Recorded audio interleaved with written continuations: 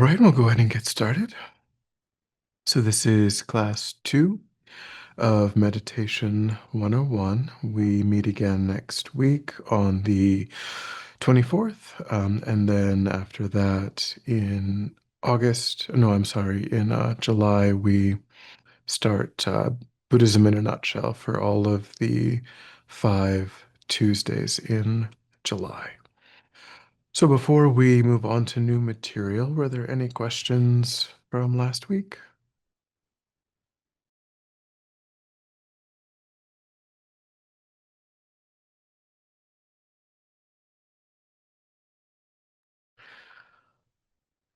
Guess not. So we'll go ahead and get started with new material. So we'll start today with, in a way, it is a version of a breathing meditation that's often done. We did a breathing meditation last week, and in a way, you could call this another version of a breathing meditation. It serves a very similar purpose to beginning your session of meditation with hello.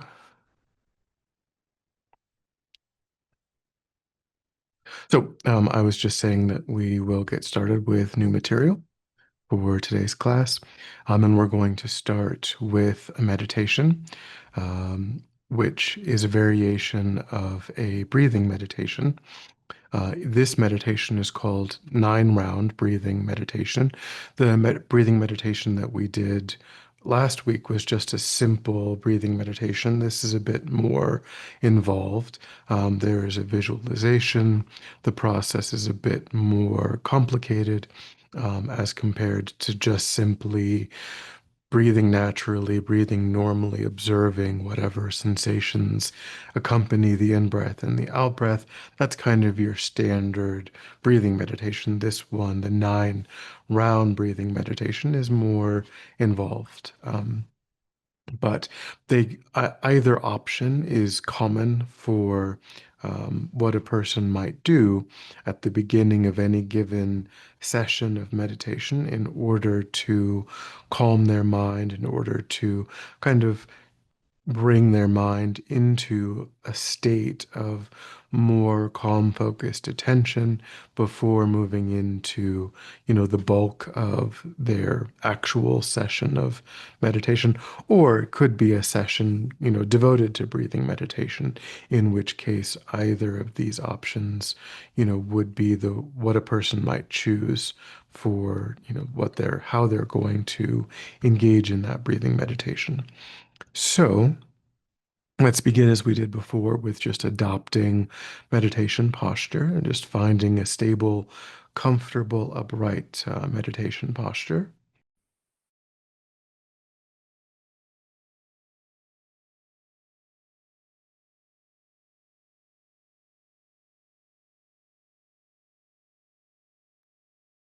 So we just think about keeping our feet flat and our back straight. We mentioned the back being one of the most important aspects of the posture last week. So we try to maintain an awareness of not slouching, not leaning, keeping that upright spine, thinking again maybe of a column of light from the tailbone to the top of the back of the head. But just, kind of letting the body fall into place, letting the body settle into whatever feels upright, feels comfortable, feels stable, but without maintaining, too much rigidity in the body, just falling into place, letting the body fall into place. You can, as we said before, you can gently close your eyes. You can keep them maybe 3/4 of the way closed, whatever feels comfortable for you. Putting your hands in your lap right over left with the palms upturned and the thumbs gently touching, forming a gentle triangle. Having those hands rested just on the belly. Our gaze is unfocused and slightly downward.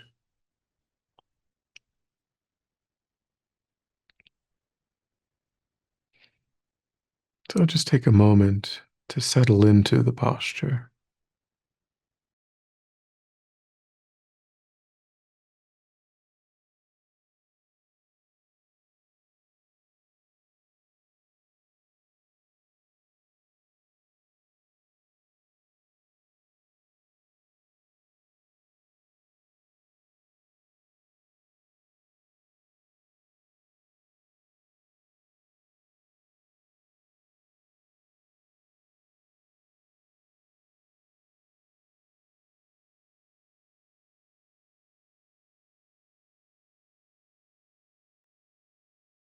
All right, and then we'll begin this 9 round breathing meditation. So it's called 9 rounds because there's 3 sections and there's 3 breaths in each section. So, and it does, as I said, have a visualization that goes along with it. So we'll begin with that visualization, and this visualization is of what are called the 3 channels, the 3 main energy channels in the body, through which what are called the winds are flowing. This is very similar to the idea of chi, or the idea of prana, kind of the vital energy that animates the body and mind. And it flows. These are not, of course, physical channels. You can't find these in the body, but they are energetic channels that through which the energy, this prana, this chi, this vital energy is flowing throughout the body, energizing the body and mind. So we visualize these 3 channels. They are luminous, they're flexible, they're transparent, and we begin with the middle or the central channel, which we visualize as beginning inside the body in what you might know as the third eye, a point in between the eyebrows and inside the body. So this channel, this sort of like a straw, if you will, begins there and it curves. From there, it curves, it goes to the top of the back of the head, kind of in a gentle curve, and then it goes straight down in front of the spine, and it terminates at a point 4 finger widths below the navel. Again, inside the body, directly in front of the spine. So, in a way, it's kind of like an umbrella handle in the way that it goes up and then curves back and then goes straight down, terminating at a point 4 finger widths below the level of the navel in front of the spine. And that is about the size of your pinky finger. You can visualize it as being about the size of your pinky finger. Again, it's made of light, luminous, flexible, soft, transparent, um, very energetic in its nature, not physical at all.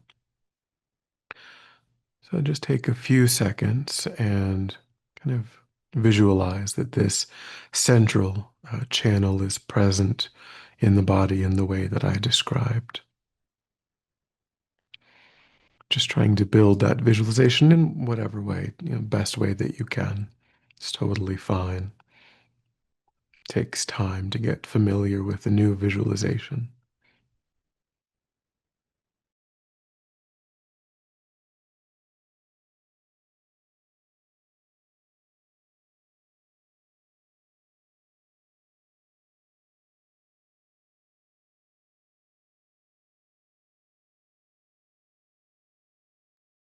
And to that visualization, we're going to add the left and the right channels.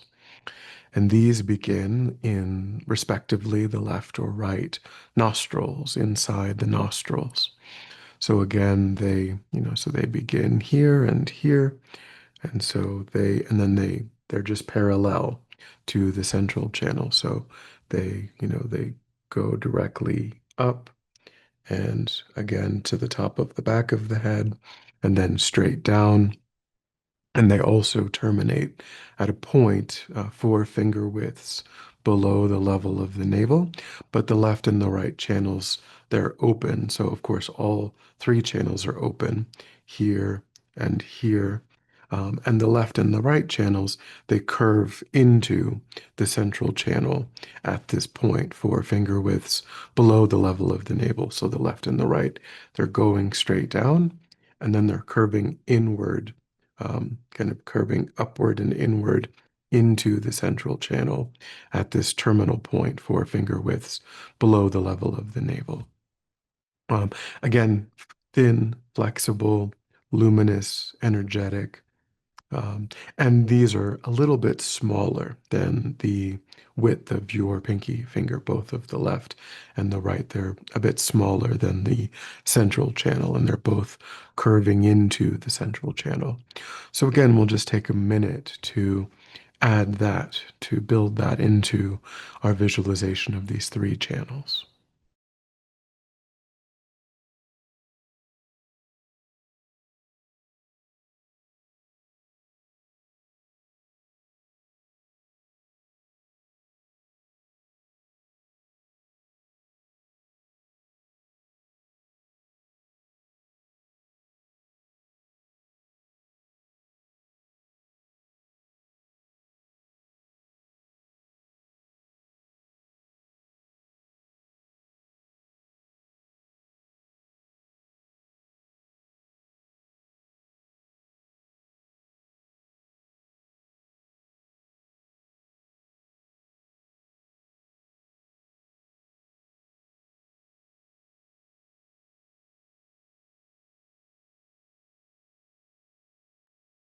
All right, so now we just try to do our best to hold that visualization in mind. And as I mentioned, there's 3 parts to the breathing aspect of this meditation. So the first thing that we're going to do is we're going to take our right hand and we're going to take our finger and gently close the left nostril. So we're breathing into only the right nostril, which is the right channel. Um, and so as we breathe in through the right channel, we visualize that we are bringing in, you could think of light, you could think of any kind of bright, vital energy. So we visualize that with the in breath, we're filling the right channel with bright, luminous, vital energy, which is, traveling up through the right channel and then down the right channel, of course, and then it's flowing into the central channel at the bottom. And then so this is what we're doing with the in breath. Um, and then at the top of the in breath, we release the left nostril. And then as we're exhaling, we now close the right nostril. And when we're exhaling, we visualize bringing up that energy and having it flow out of the right nostril during the exhalation.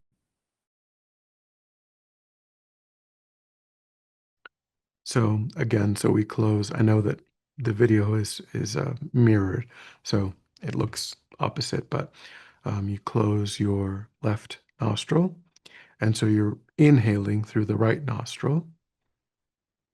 And then at the top of the inhalation, you close the nostril you just breathed into, and then you are exhaling through the left nostril.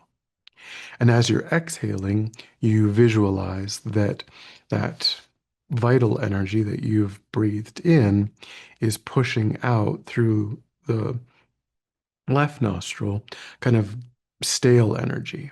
You can visualize it as smoke or, whatever, however you want to visualize, kind of dull, stale energy kind of leaving the body. So the vital energy is coming in through the right nostril, and then stale energy is leaving the body through the left nostril as you are exhaling.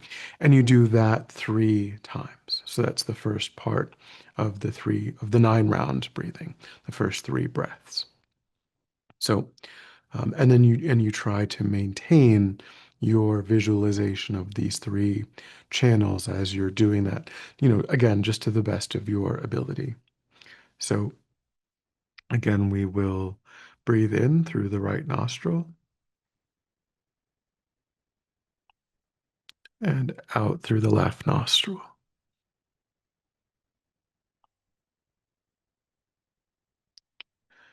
And then in through the right nostril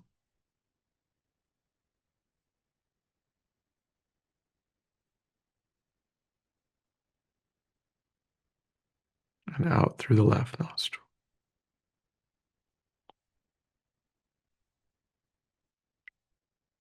And in through the right nostril and out through the left nostril. So that's the first part of the 9-round breathing. The second part is just the reverse, that now you are breathing in through the left nostril and you're breathing out through the right nostril. So you start by closing this nostril and you breathe in the vital energy through the left. And then you visualize the stale energy exiting through the right. And now you do that 3 times. It's just the opposite of the first 3 breaths.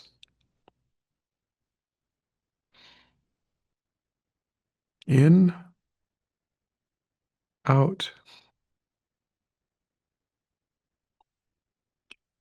in,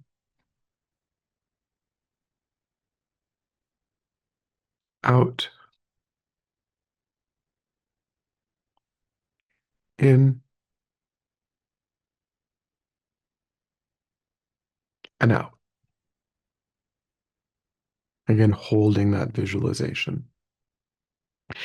And then the third part is also 3 breaths, but here you don't close either nostril.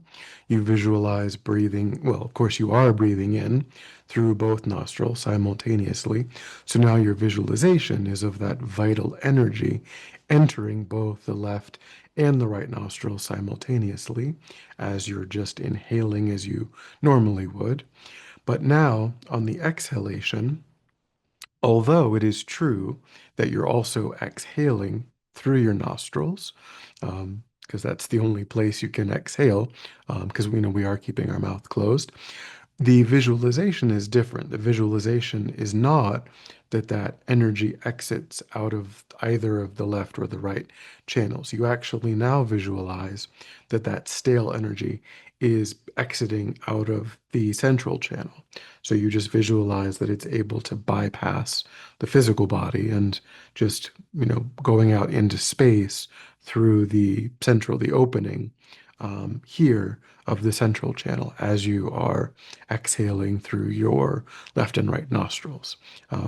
So with this, the vital energy is coming in through both left and the right, and it's of course traveling into the bottom of the central channel, and now you're visualizing it coming up through the central channel and coming straight out of the opening of the central channel, kind of like cleansing the central channel of any stale or negative energy, however you want to think about that.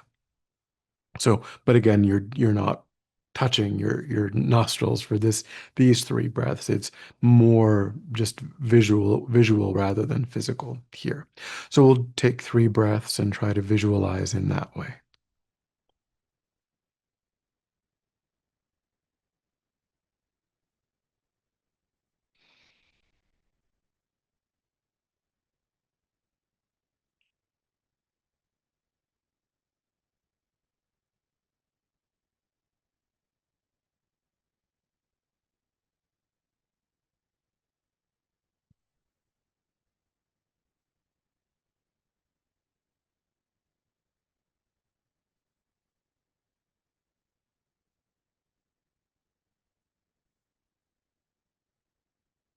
All right, and then we will, now that we've introduced the 3 sections of the 9-round breathing, just on your own, you can go through those 3 sections just once more, and we'll just do that silently, um, just following the same process that we followed the first time.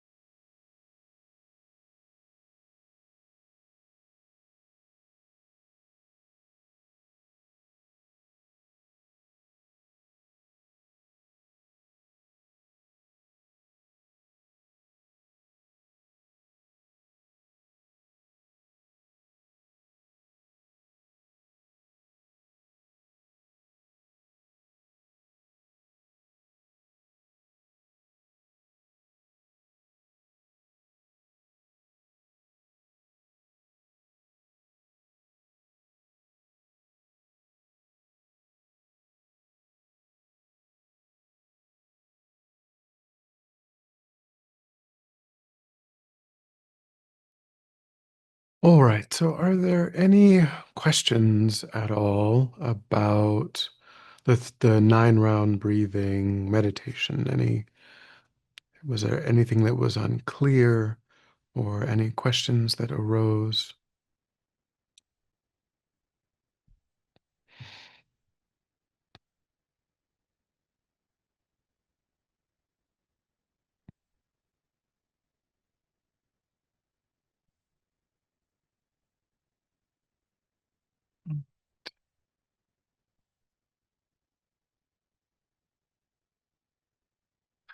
So now we will move into a discussion of different kinds of meditation that a person might choose from in order to kind of have a complete practice over the course of a week, a month, different types of meditation that a person would use. And broadly speaking, there are two main types of meditation. One is called analytical meditation, and one is called stabilizing meditation. So, when you're doing a purely breathing meditation that has no visualization component, that is a stabilizing meditation. Stabilizing meditation means that the meditator is not using any kind of concepts during their session of meditation. They're just focusing the mind on generally a physical sensation. Um, or they're taking, so you may take that one sensation as your object, the sensation that is present in the opening of the nostrils as you're breathing.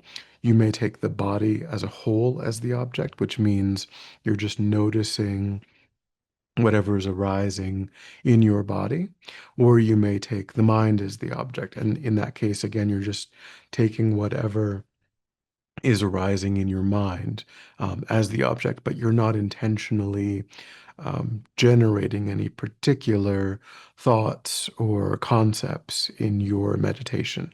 Um, and then you've got an analytical meditation, which is different. It's the other major category of meditation. And it's particularly emphasized within Tibetan Buddhism, the idea of analytical meditation. So, with analytical meditation, we are in fact using concepts. We are in fact using thoughts, ideas to generate our object of meditation. So, this could be, for example, meditating on compassion, would be an example of an analytical meditation. So, so compassion, the word compassion in Tibetan Buddhism, when you take the Tibetan word, when you take that, um, so the Tibetan word that we use for compassion, the definition of that is the wish for oneself and all other sentient beings to be free of suffering and its causes. That's the what is meant by the word compassion. Um, it's the word karuna in Tibetan. And it means the wish, the aspiration for oneself and all other sentient beings to be free of suffering and its causes. And that's a state of mind, right? That's a mental state. We generate that aspiration, for example, by thinking. We could, you can do it in a variety of ways. You may, for example, think of times when you yourself experience suffering, when you yourself experience difficulty. Um, so, for example, you may visualize your aversion, like a future version of yourself, in front of you, as if you were looking at yourself. And you visualize this future version of yourself experiencing a kind of suffering that you have familiarity with. Maybe sometimes, you experience anxiety or depression, or, you get migraines sometimes, whatever you might be familiar with. And you think, again, this version of yourself in front of you is having that experience. And as you're observing yourself, experiencing this suffering, it's quite easy to generate the wish for yourself to be free of that suffering. So that is an aspiration, a state of mind, a mental state that you're generating through this process of visualizing, of thinking, and then but the state of mind that you're generating is something that is more visceral. It's, actually a felt experience that is arising in your mind. And it is that felt experience, that visceral felt experience, that is the goal of that meditation. You could also, for example, visualize loved ones who are suffering in that, in a similar way. Your best friend, your family members, etc. And again, because you care for them naturally or already, then it's quite easy to wish for them to be free of that suffering. And again, when that state of mind is arising, then you have generated the mind of compassion in your experience.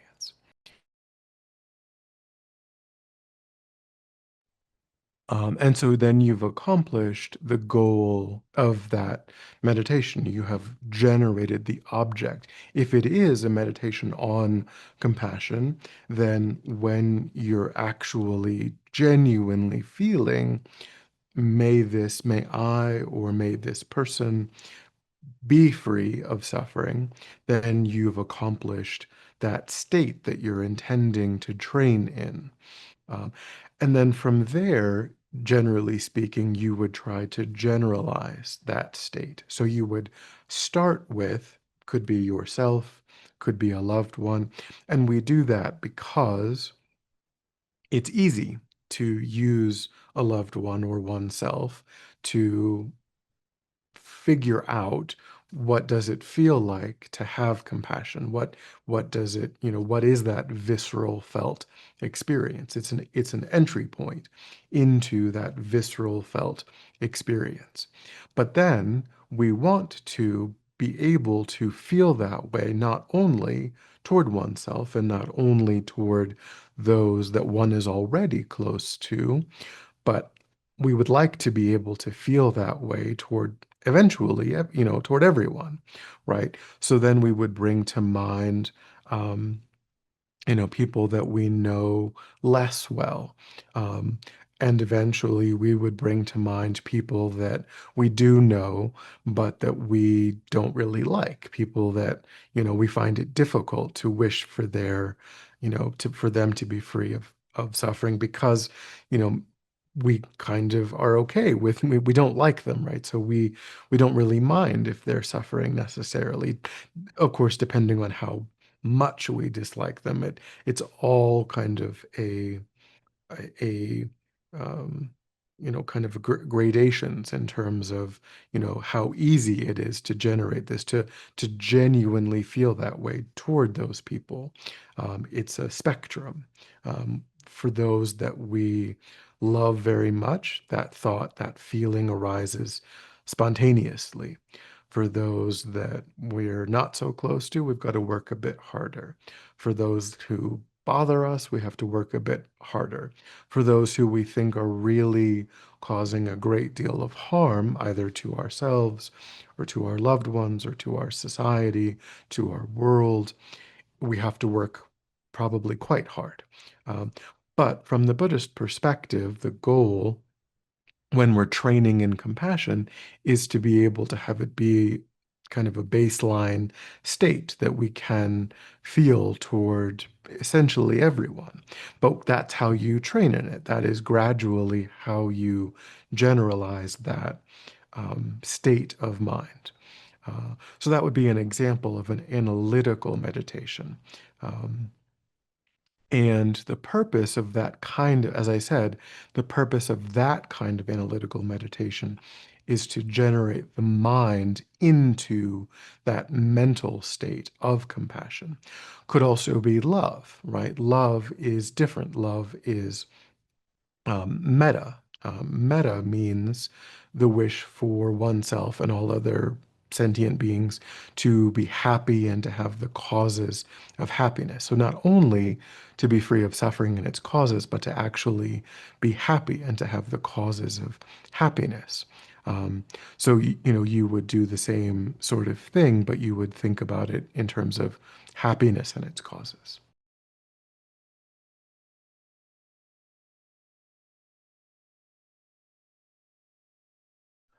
So that's one. So that kind of analytical meditation, those are states of mind that we're trying to generate our mind into. There's another subset of analytical meditation where really we're trying to understand something about the way that things are, which is different than cultivating our mind into a state. So, an example of what I mean by this would be something like impermanence, right? The Buddha taught that all phenomena, technically all compounded phenomena, are impermanent, right? Which means that they're changing moment by moment by moment. So when we think about anything in our world that we can see, that we can taste, that we can touch, that we can hear, all of those phenomena are changing moment by moment by moment. There are no two moments in the continuity of those phenomena that are identical, that are the same. They're subtly different moment by moment by moment. And we may we may want to, the Buddha encourages us to become more and more familiar with that idea, that that is true about phenomena. And so that's not a mental state that we're generating our mind into. That is something that we're trying to understand about reality. We're trying to think about reality and get more and more familiar with seeing things in that way, which is different than generating the mind of compassion or generating the mind of loving kindness. Are there any thoughts or questions about um, what we've talked about in terms of analytical meditation so far?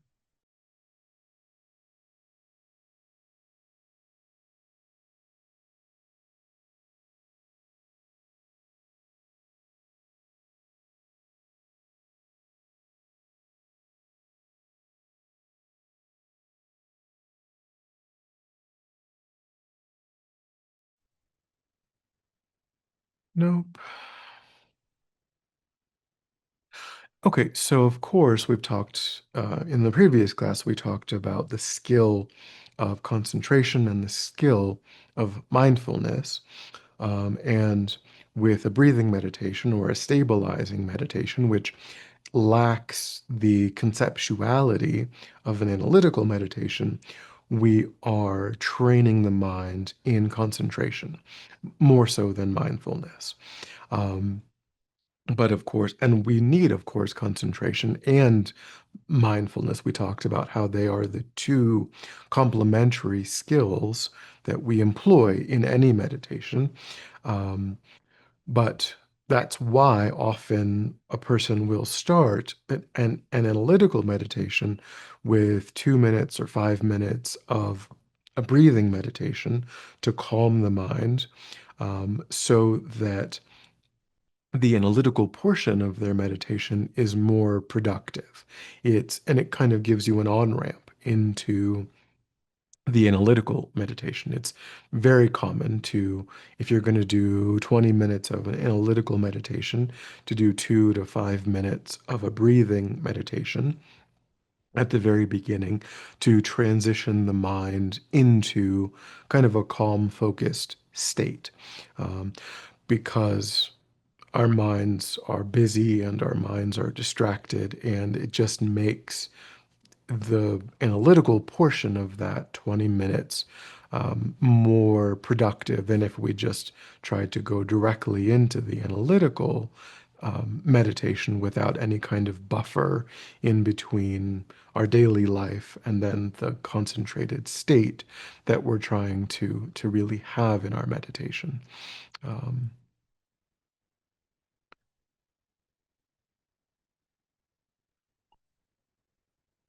Yeah.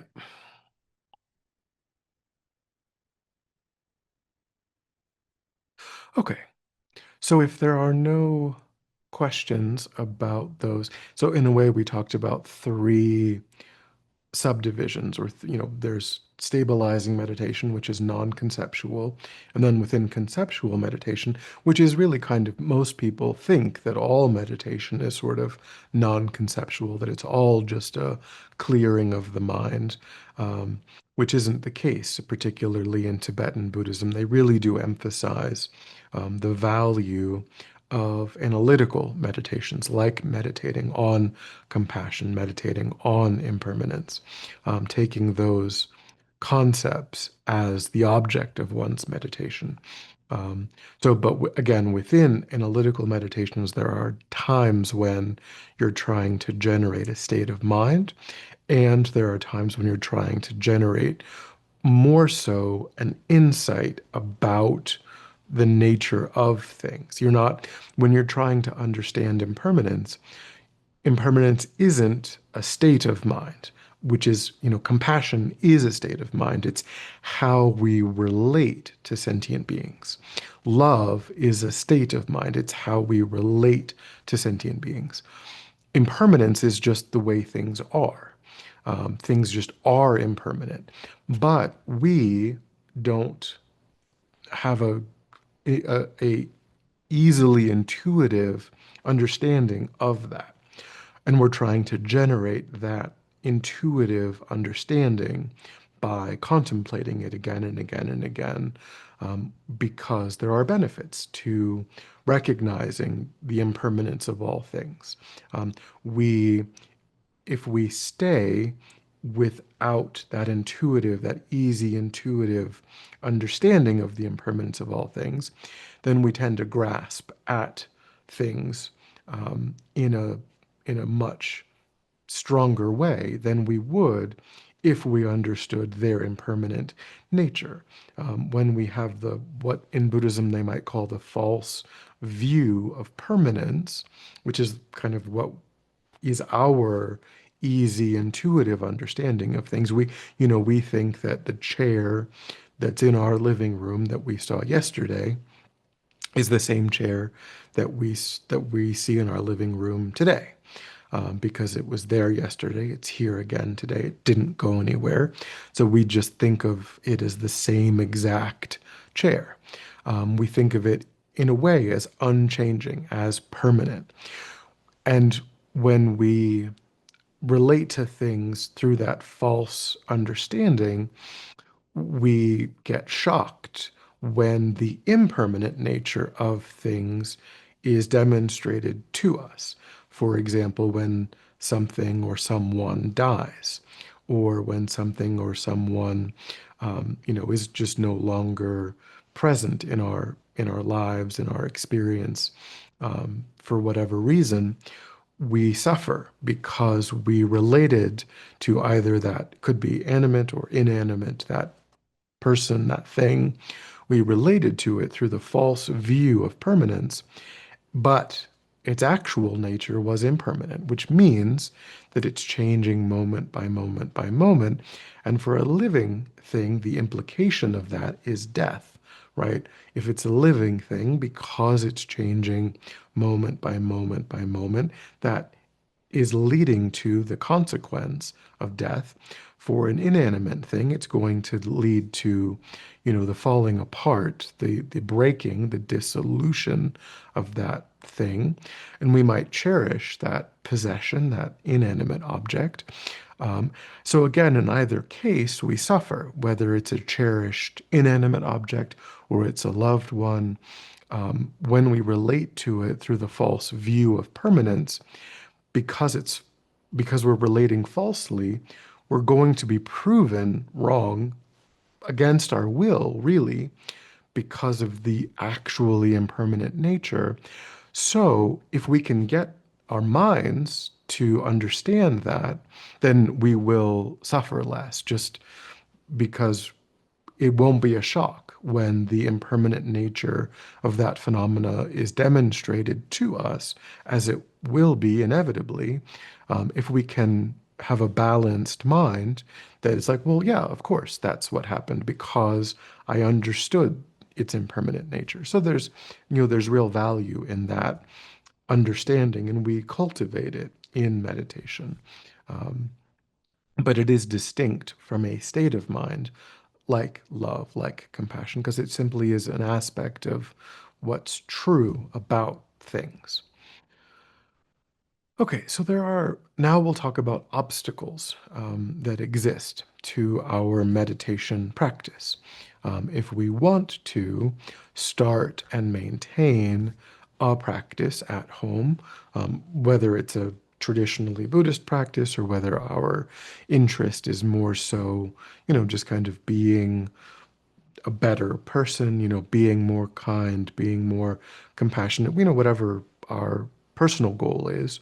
Um, Really, all meditators are going to have to deal with these five obstacles that the Buddha identified as kind of plaguing all people who are trying to do this. So the first is laziness. Um, so laziness is just having, trouble getting started with our practice.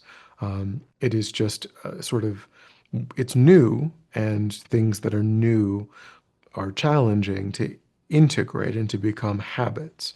So before it has become a habit, the kind of inertia of it not being a habit is what you would call laziness. So, you know, it could just be sort of the idea, well, I'm too busy, I don't have time, I can't figure out when to spend time on my practice, filling my time with other things, not making room, not making space for our practice. Um, all of that is so we might feel quite productive. We might feel quite busy, quite important with our job, with whatever, but we're not making time, we're not making space for our practice. And so that, from the Buddhist perspective, is a form of laziness. Um, so that's the first major obstacle is just really not being able to get started. Um, the second obstacle is forgetting the object. So here, this is during a meditation. And these are all normal, of course. There isn't anything, the fact that these are what we're experiencing doesn't mean that there's anything wrong with us or that we're particularly bad or hopeless or difficult. This is what all people are faced with. So, with regard to forgetting the object, what we mean is when we have any given session of meditation, there's an intended object, again, whether it's compassion or love or impermanence, um, or the 9 round breathing meditation, whatever it is, we've chosen an object. And then, of course, we know that we're going to be carried away into thinking about future plans, thinking about things that have happened earlier, wishing that we were doing something more interesting. All kinds of competing thoughts and feelings are going to arise, and we're going to kind of go off down these other paths in our session of meditation. And that's forgetting the object. Just indulging in distraction is forgetting the object. Um, and so the antidote, the way of dealing with that, is to understand that a session of meditation is different than other things that we do. It's different than reading a book. It's different than just kind of thinking. Um, we give ourselves the instruction to do our best to not energize the distracting thoughts and feelings that arise. There will be distracting thoughts and feelings that arise, but if we just give ourselves the instruction that when they happen, I will simply notice that a distracting thought or feeling has arisen, and then I'll just pick my mind up, pick my attention, my awareness up, and then put it back on the object. That, in the very beginning, that instruction is of limited utility, but the more discipline that we have, the more repetition that we have, then eventually the better and better our staying on the object will be, and the less and less we will move off into distraction, that we will engage in this obstacle of forgetting the object. It's just a process that really can't be forced. It's just the repetition, the familiarity with that process. So we treat it as something unique. We treat a session of meditation as being unique in that we tell ourselves at the beginning, I will not indulge in distraction. And then the mind gets with the program eventually, over time, with repetition, with consistency. The mind does figure out what we are telling it to do, what we want it to do, but it's a slow process. Are there any questions so far just about these first two obstacles before we move on?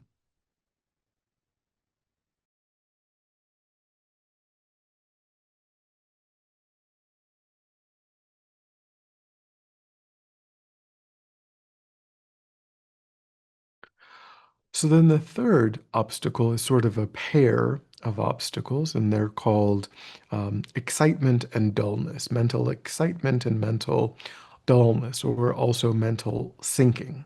Mental excitement and mental dullness or mental sinking. Um, so these are the ways in which, really the ways in which forgetting the object occurs. Forgetting the object is either going to occur because mental excitement is present in the mind or mental dullness is present in the mind. When mental excitement is present in the mind, then we have a very energetic, an overly energetic mind, where the mind is, this is a racing mind, where the mind is just moving very quickly from one object to another object to another object. This is kind of like when we're hopped up on, caffeine and that kind of, really racing, energetic mind. And we just can't keep our attention on one object because there's so many things that we want to move to. So, sinking or dullness is the opposite of that. This is where we're tending toward a state of drowsiness, a state of heaviness, of dullness, of tiredness, of a dark, heavy mind, where really, the extreme version of this is literally falling asleep, not physically sort of nodding off, having trouble. And of course, if we've tried to meditate at all, both of these things have happened, right? We've had a really racing, overly excited mind, and we've had times when the head was falling and, we were just really were struggling to stay awake. And so these are two sort of opposite ends of the spectrum. So really, we want to be more so somewhere in the middle, right? We don't want the mind, we do want calm, focused attention. So we do want a sharp mind, a mind that's clear and focused and awake and aware, and but not a mind that's so energetic, so bright, so um, you know uh, crazy in a way. And we don't want a mind that is so relaxed, so loose, so dull, so, lax, that there's no focus at all, no brightness at all in the mind. So somewhere, in the middle of these two extremes is kind of where we want the mind to be. Um, Okay. And so when this is arising, of course, we need to try to maintain a sense of vigilance, in our mind. Again, going along with this understanding that a session of meditation is unique, and I'm really making a strong effort not to indulge in distraction. It's fine that, moments of distraction arise in my mind, but what I have a choice over is what I do with that. The one thought, the one feeling arises, but then do I energize? Do I follow? Do I add to that story or not? Do I just try to quickly move my mind back? That's what we have some control over. So that's, in a way, that's vigilance, is following through on the intention to not indulge in distraction, is what we could call vigilance. So we need to be able to notice, is my mind overly excited or is my mind overly dull? Because we have to be able to diagnose how to react to what's happening, because it's different. If the mind is too bright, we need to bring the energy level of the mind down. If the mind is too lax, we need to bring the energy level of the mind up. So we have to loosen or tighten the intensity of our concentration, depending on what's happening. And so that vigilance will tell us, like, what is the correct antidote. So specifically, um, one thing we can do is take a little bit of a break, from, if for example the mind is too bright, too excited, we can take a brief pause in the analytical meditation, for example, that we might be doing, and just count breaths for, 10, 20 breaths, and really try to stay present with that sensation. Um, you- to give the mind a simpler object to latch onto. And then after those 10, 20 breaths, then we move the mind back into the analytical object, whatever it was that we were doing. That will kind of bring our energy level down. Um, Another technique, if we would like, is we could start with, instead of starting with a breathing meditation, people sometimes like to focus on a visualized image of the Buddha, for example. Um, and if you are doing that to emphasize concentration or this sort of more focused mind, then when you visualize the Buddha in general, you visualize the Buddha as luminous, as translucent, as radiant, but you can imbue that with a sense of kind of weightiness or mass, without visualizing it as if it were solid or material. You can still think of it or relate to it as if it had mass, as if it was heavy in a way, um, while still maintaining this visualization of made of light, luminous, radiant, transparent, and so on. And that sense of relating to it as if it was heavy is something that brings the mind, the energy level of the mind, down. So that's another tool, another idea that you could try out.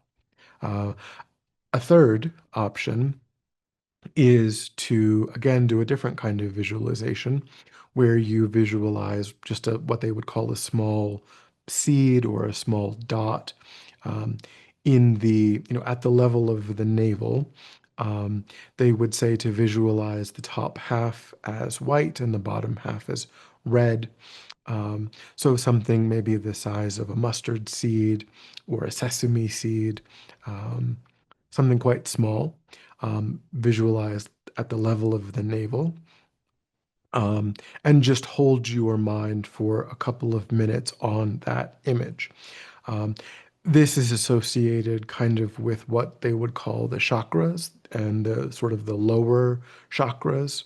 So by concentrating on the lower chakras, again, you are bringing the energy level of your mind down.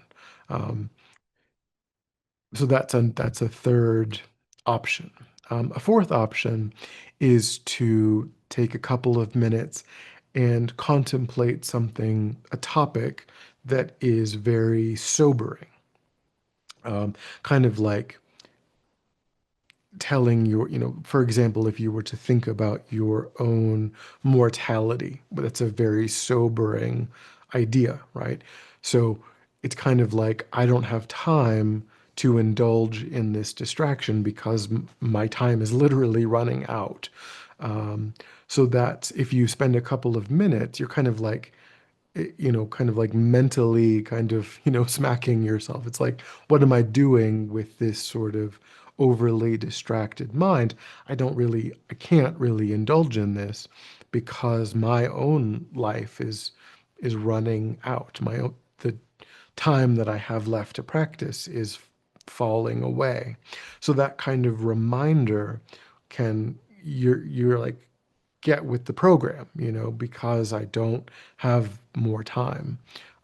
So that can be an effective way of also reining in the brightness of the mind.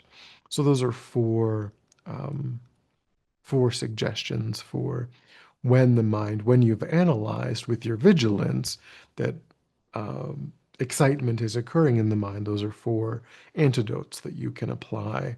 You could try, I wouldn't try all four necessarily, but you can experiment and see which, you'll probably find that different ones are effective on different days at different times. But those are ways of bringing your energy level a bit down so that you can focus a bit better. Now, if dullness or laxity is arising, then what we need to do, of course, instead of bringing the mind down, is to bring the mind up. So one reason that this happens sometimes is because our own posture, we've talked about the importance of the stable posture, and if we don't maintain that, if we're slouching, then that can encourage the mind to become dull. Um, so we can check our posture and adjust our posture. Um, any questions so far? Yes. I was wondering, so sometimes dullness arises because you're just physically tired.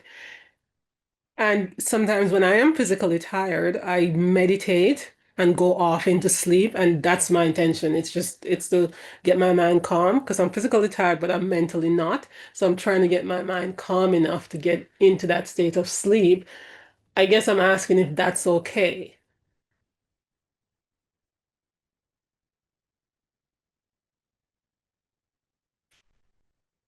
So I mean, sometimes, I mean, we do sleep every day, right? So um, it's certainly if we know if it's time for sleep.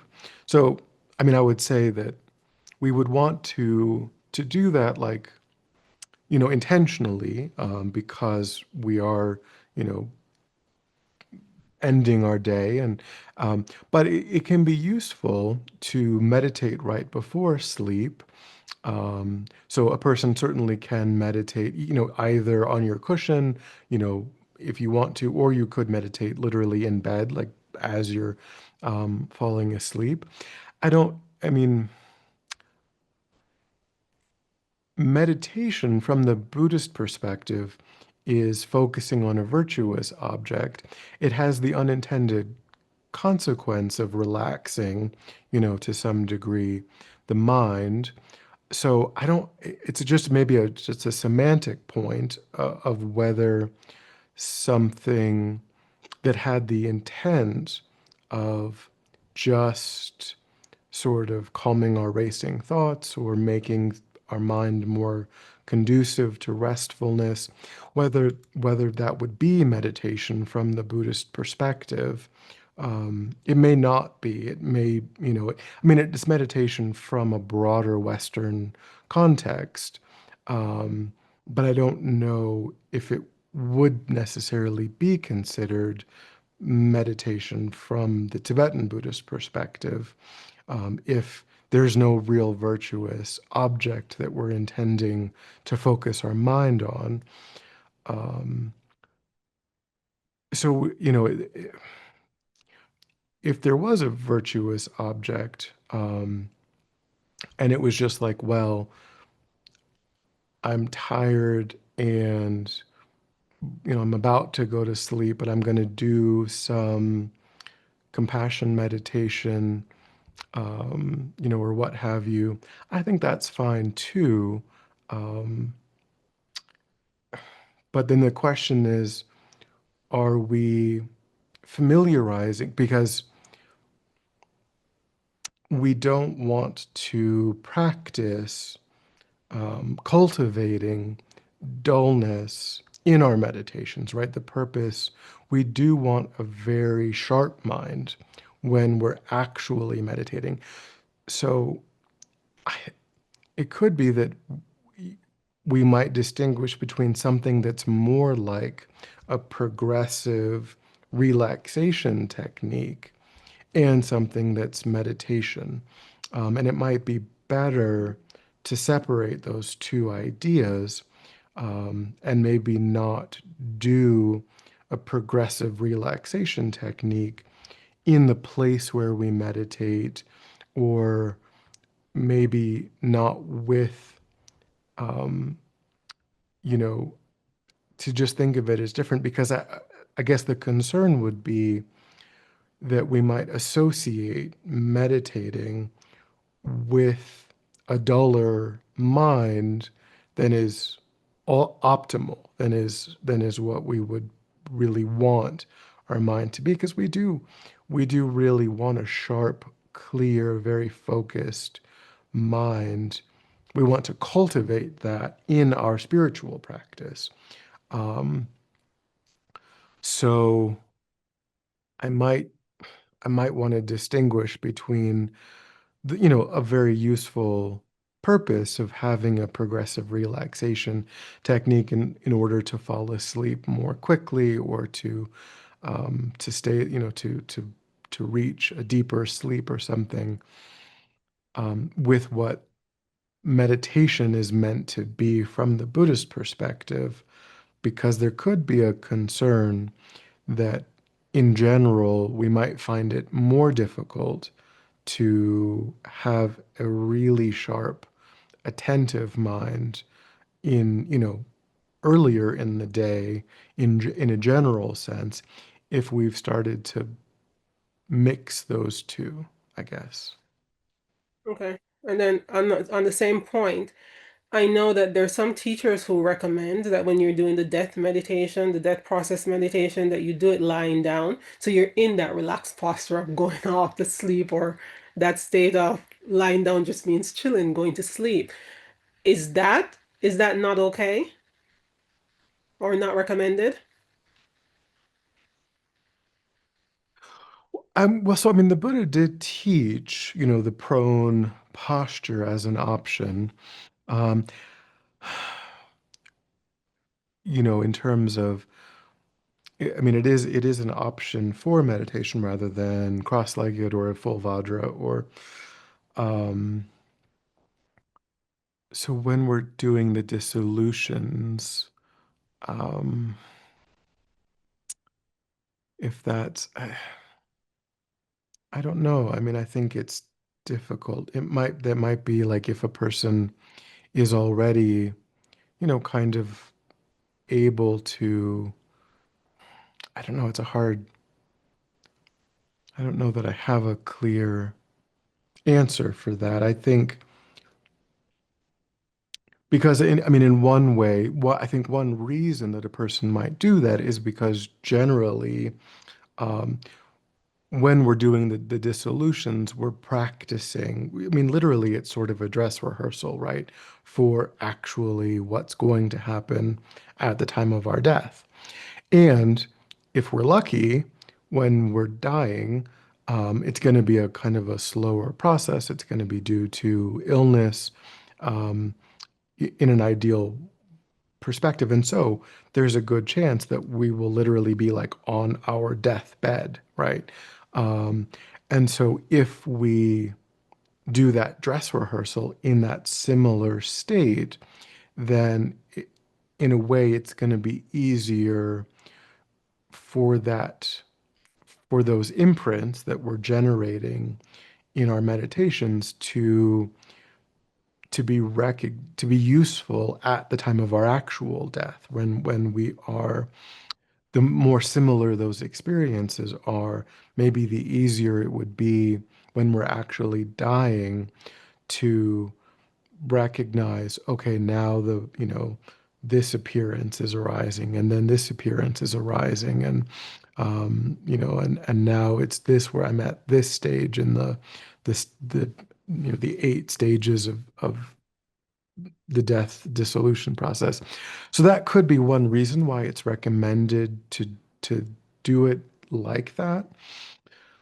Um, and then, of course, there is some correlation to the subtlety of mind that is natural in the sleep process and the subtlety that's happening during the dissolutions at death. Those two processes have some similarities in that the mind itself is becoming more and more subtle, um, either during sleep or during death, right? The mind is just naturally following a process of increasing subtlety. So, kind of in a way, maybe riding that process, following that process has a benefit that I could see that. But I,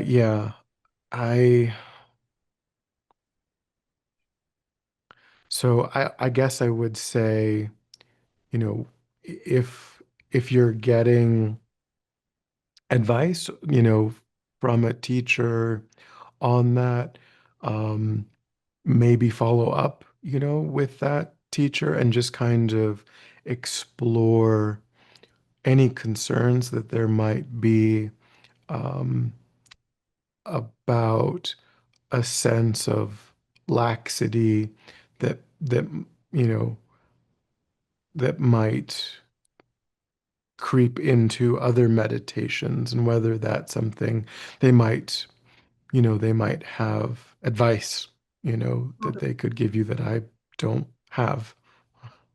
Okay, thank you, Venerable.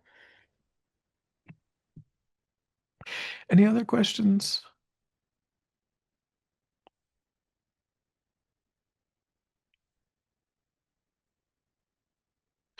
Okay, so for dullness, so we talked, okay, so in terms of um, counteracting dullness, we talked about the posture could be related to our posture. If we correct our posture, we might fix dullness that's arising. Could also be that there's not enough light in the room. We could try to turn on some more light. And that can help to make the mind brighter. Uh, Another variation we talked with regard to uh, excitement. We talked about that seed that we concentrate on, that small seed at the navel that is white and red. So with dullness, instead of holding our mind on that seed, we can visualize bringing that seed up through the body and actually kind of expelling it through the top of the back of the head, kind of shooting it into space. And doing that maybe 10 times, 15 times. Um, because again, with that, as I mentioned, this idea of the chakras, right? When we do that, we are associating our mind with the upper chakras. Um, and there's a crown chakra, and the chakra here at the third eye, and there's a throat chakra, and there's a heart chakra. So we're kind of bringing our awareness to these higher chakras when we're bringing that seed up and kind of shooting it up through the top of the back of the head. And that can raise the baseline energy state of the mind. So we could you could take a short break and do 2 minutes, 3 minutes of that, and that will sort of raise the energy of the mind. Um, and so you, yeah, you can do that for a few minutes. And then as opposed to another technique, as opposed to a sobering topic, which we talked about in terms of excitement, we can think of a joyful topic, something that isn't, kind of, when we talked about mortality, that's a bit of a wake-up call, right? That's a little bit depressing. It's a little bit of a wake-up call. It's a sobering topic. If we were to think about, for example, our natural potential for enlightenment. That's a very joyful topic, and that can brighten the mind. That can energize the mind. So you could spend 2 minutes, 5 minutes contemplating that kind of joyful topic, the potential, or how incredibly fortunate your life is, how all of the incredible beneficial cooperative causes, inner and outer causes, you've got access to, and how amazing that is. That is something that can also bring a bit more brightness, energy to the mind.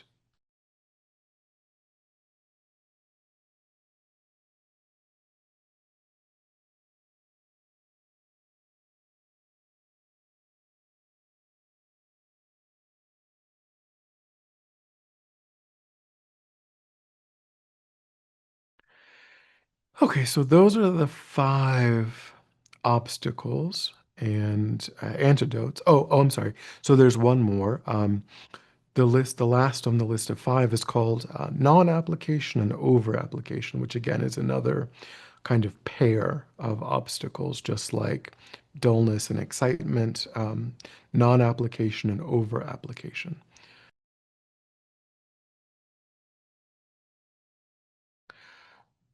So non-application basically is a lack of vigilance. It is literally not applying any antidote, just again, indulging in distraction, just allowing, not maintaining any vigilance, not maintaining any mindfulness, um, just allowing the mind to go off into distraction, not choosing to apply. And of course, in the beginning, it's going to be probably a few minutes of distraction could certainly be arising before we've really noticed that, because the mind hasn't caught on yet to what we want it to do.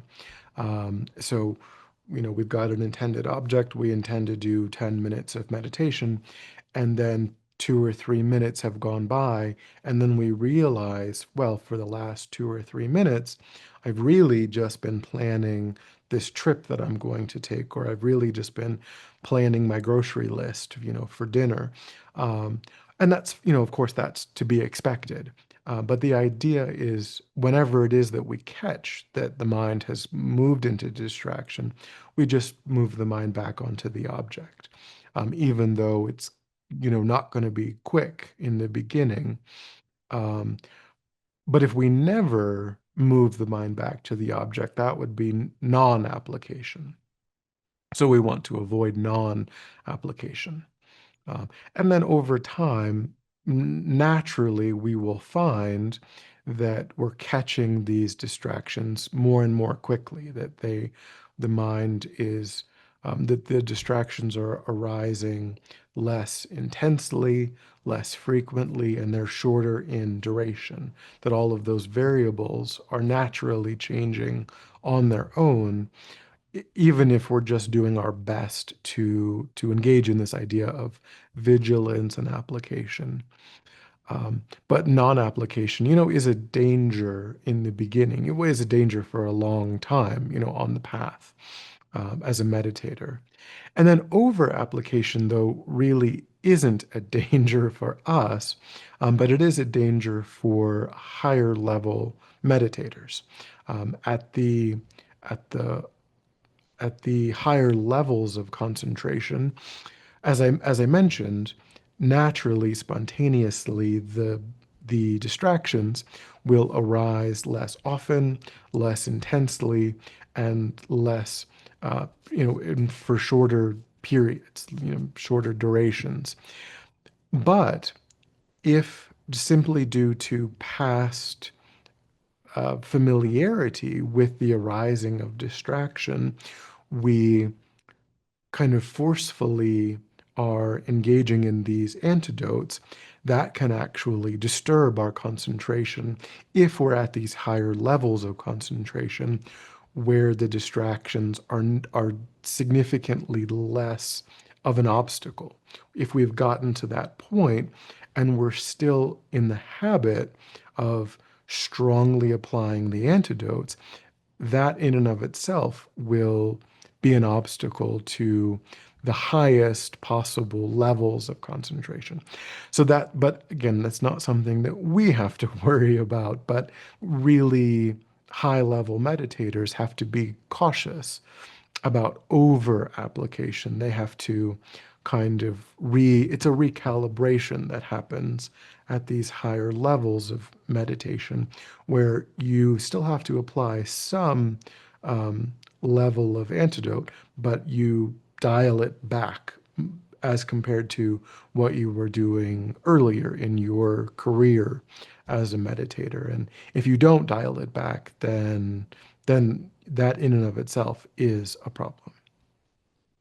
So that's non-application and over application, which is the last of the five obstacles to meditation. And here, when we say obstacle to meditation, what we really mean is obstacle to a really, really calm, focused mind. Thinking about meditation as the skill of calm, focused attention, the skill of holding the mind or the ability to hold the mind to an intended object for a long period of time without distraction, wanting to get to a place where that is possible for oneself. Um, so, laziness, and then forgetting the object, excitement and dullness, and then over application or non application. Okay. Any thoughts or questions about the five obstacles to meditation?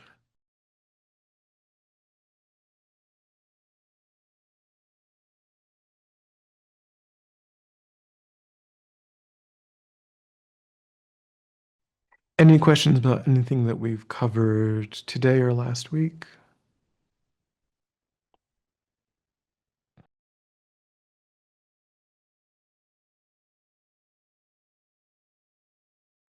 Yep.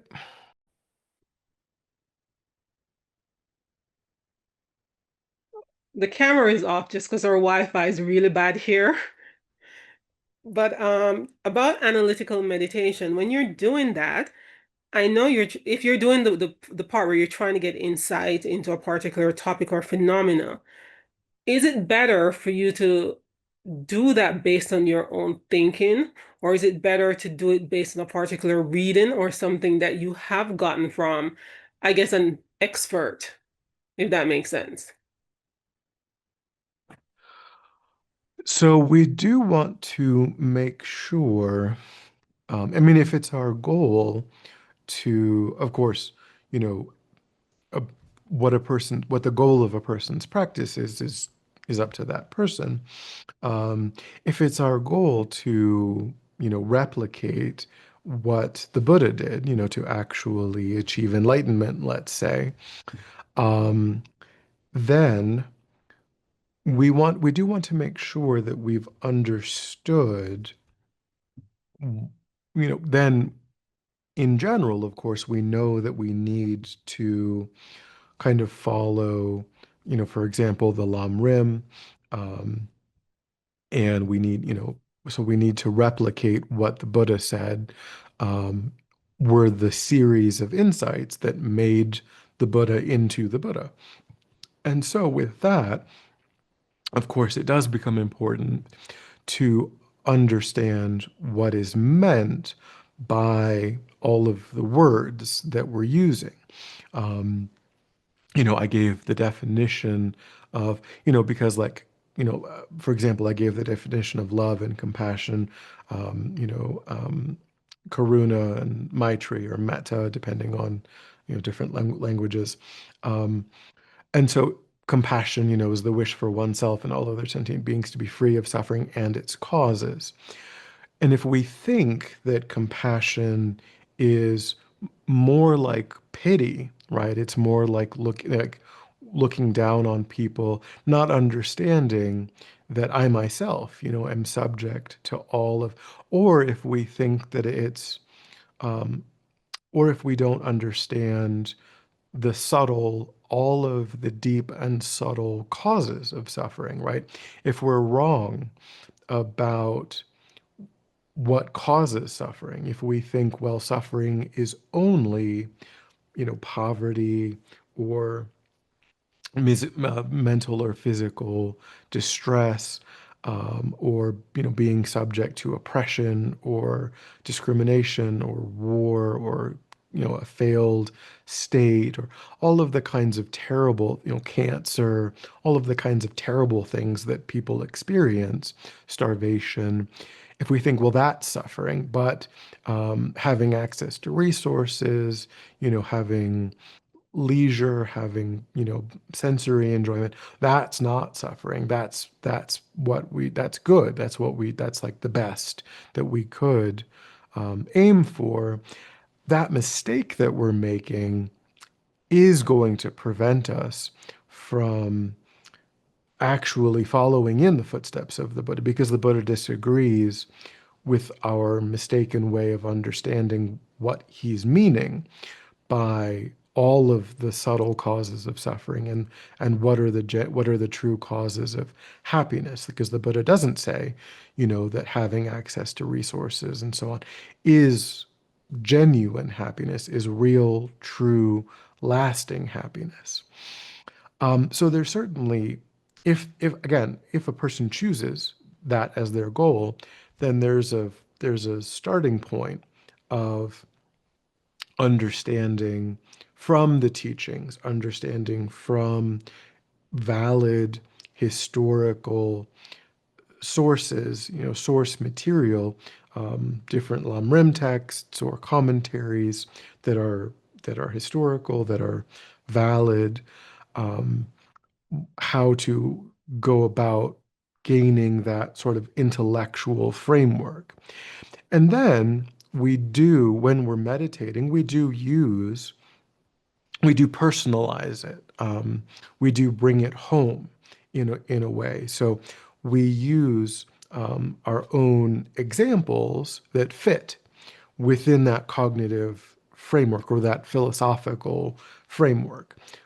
We use examples from our own life, from our own experience, which are going to be different than maybe all of the examples that other people might use.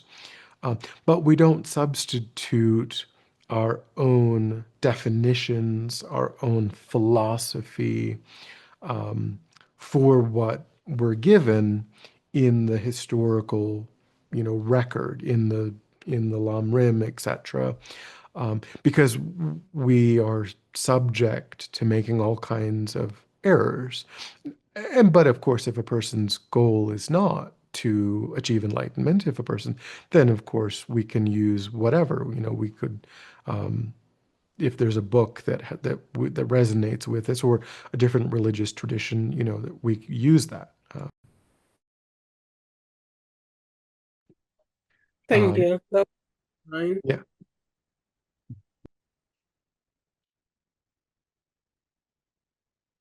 So when I'm thinking of, impermanence, as long as I understand that the definition of impermanence is that which changes moment by moment by moment, I might use different example when I'm demonstrating that to myself. The phenomena that I choose might be different than the phenomena that you choose, because we have different life experiences. We might have different familiarities. I might be, there are certain objects that might easily come to my mind just based on what I've experienced. But as long as I'm analyzing it as momentary change, then it's fine. It doesn't matter. But if I think impermanence means, like, for example, what I said earlier is that a consequence for a living being is that the fact that our bodies are impermanent means that we're going to die. It means because our bodies are changing moment by moment by moment, and they're not improving. I mean, at a certain point, like when the body comes together in the womb, at that moment, like your body is getting better, right? It's dividing, it's getting stronger, like the muscles and everything is, you're moving kind of in an upward trajectory. And then you're born and that continues and so on. But once you hit, you know, 40, 50, it's now going downward. You're not getting better. You're tending toward the falling apart of the body. So for a while, things are moving upward and then things start to move downward. Um, so death, um, so the ending of the body is not the meaning of impermanence, but it's a consequence of impermanence. Um, so we might mistake impermanence, and we might think that it means that things don't last forever, right? We might think that it means that the Buddha is saying everything is temporary, and that's actually not true, because the mind, for example, is impermanent but also eternal. The mind is beginningless and endless, but the mind changes moment by moment by moment. So not everything that is impermanent has an end, or not everything that is impermanent ends because it is impermanent. Uh, so again, yeah, there's a lot of nuance in the philosophy that we're given by the Buddha. Um, and being really clear about that philosophy is critically important in order to replicate the Buddha's insights, if that's what we choose to be doing. Um, but then we do, as I said, we personalize it. In all meditations, we personalize it and we try to find a way of connecting with it based on our experience, based on our lives, uh, as long as we're clear that we've done enough study that we can avoid any kind of misunderstanding of the philosophical framework. Thank you.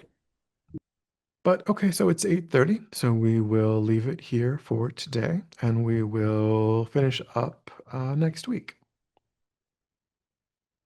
So have a good night. Take care.